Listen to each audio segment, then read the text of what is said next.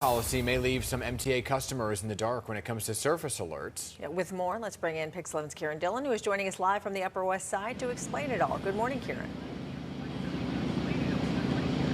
Hi, good morning, Dana and Hazel. Well, if you rely on Twitter to get updates on your MTA service, whether it's the bus or the train, delays or whether there have been any cancellations to lines, you may be out of luck soon because Twitter says it's going to start charging agencies like the MTA to use its service alerts platform, and it says that this is an automatic service feature that they say they are not going to start charging for in the near future. There's no exact update on when it plans to do that, but whether the MTA is going to be willing or can afford to pay for this service, that's still up in the air.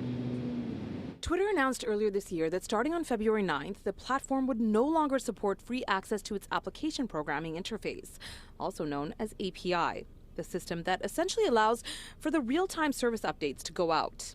At the end of March, it announced a new paid tier structure for the tweets, but did not specifically say when current access for accounts would be lost. This weekend, the MTA's real-time service alerts went out for a period. They went dark, but were eventually restored. About the whole thing, the MTA said in a statement, quote, "The MTA is appreciative that Twitter has historically understood the importance of its role as a platform for public service messaging and has traditionally not looked at it as an opportunity for monetization. This weekend's outage was sudden and rectified expeditiously by Twitter, underscoring their recognition of the importance of this public service information for MTA customers." According to reports by Wired, the cost to access Twitter's API system on the cheapest end could cost companies and public agencies around $500,000 a year.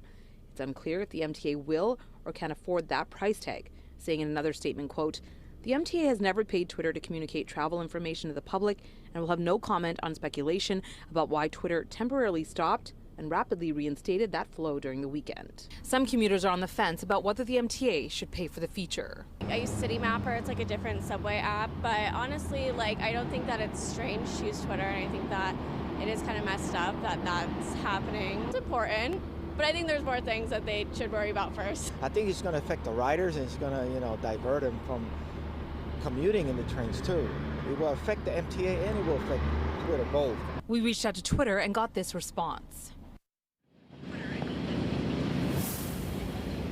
So Twitter's owner, billionaire Elon Musk, says that is the way that Twitter media will be replying to press inquiries going forward.